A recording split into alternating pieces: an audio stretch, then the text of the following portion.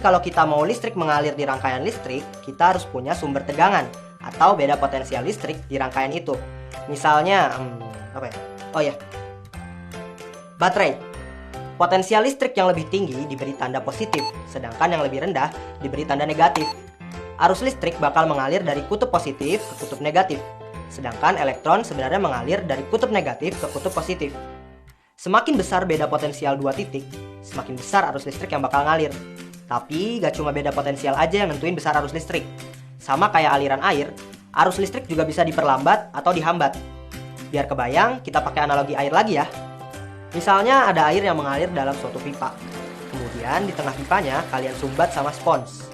Spons ini bakal ngehambat aliran air tadi. Airnya jadi susah lewat. Tapi karena spons ini punya lubang-lubang atau pori-pori yang bisa dilewatin air, airnya masih bisa ngelewatin spons meskipun jadi lebih lambat. Nah, sama kayak spons tadi yang tetap bisa dilewatin air meskipun jadi lebih lambat, ada material-material yang tetap bisa dilewatin muatan listrik, tapi nggak seefektif kawat atau kabel listrik yang biasa dipakai. Jadi kalau material ini dipasang di rangkaian listrik, dia bakal ngehambat pergerakan arus listrik.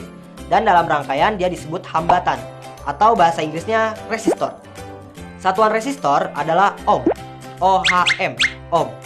Ditulis pakai huruf Yunani omega. Dimana jika kita pasang resistor 1 ohm di rangkaian dengan tegangan 1 volt, maka pada rangkaian tersebut bakal mengalir arus 1 ampere. Semakin besar hambatannya, semakin kecil arus yang keluar dari resistornya. Secara matematis, hubungan ketiga besaran ini bisa dinyatakan dalam persamaan arus atau I sama dengan tegangan atau V dibagi hambatan atau R.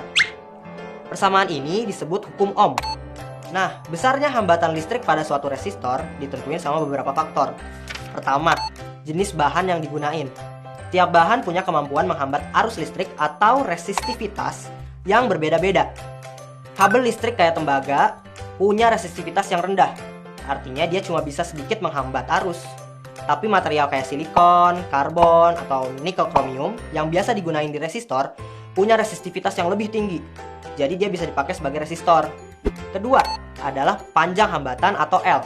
Semakin panjang resistor, semakin besar hambatannya. Jadi potensiometer ini, dengan muter potensio ini, kita ngubah panjang resistor yang dialirin arus listrik. Jadi besar hambatannya berubah, dan arusnya pun berubah. Kelihatan kan nyala lampu ini juga jadi berubah. Dan terakhir luas penampak resistor atau A. Semakin lebar resistornya, semakin mudah arus lewat, sehingga hambatannya berkurang.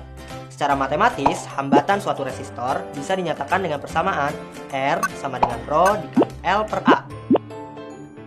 Tapi jangan ketipu ya sama bentuk resistor biasa kayak gini. Panjang resistor ini nggak bisa kita ukur langsung gitu aja. Karena kalau kita buka lapisan keramik ini, bisa jadi material resistornya dibentuk jadi spiral buat nambah panjang resistornya dan hambatan listriknya jadi lebih besar. Selain dari bahan dan ukurannya, hambatan suatu resistor juga dapat mengalami perubahan kalau suhunya berubah. Makin dingin suhunya, makin kecil resistivitas bahan. Jadi hambatannya juga semakin kecil. Sebaliknya, semakin panas suhunya, semakin besar resistivitas bahan.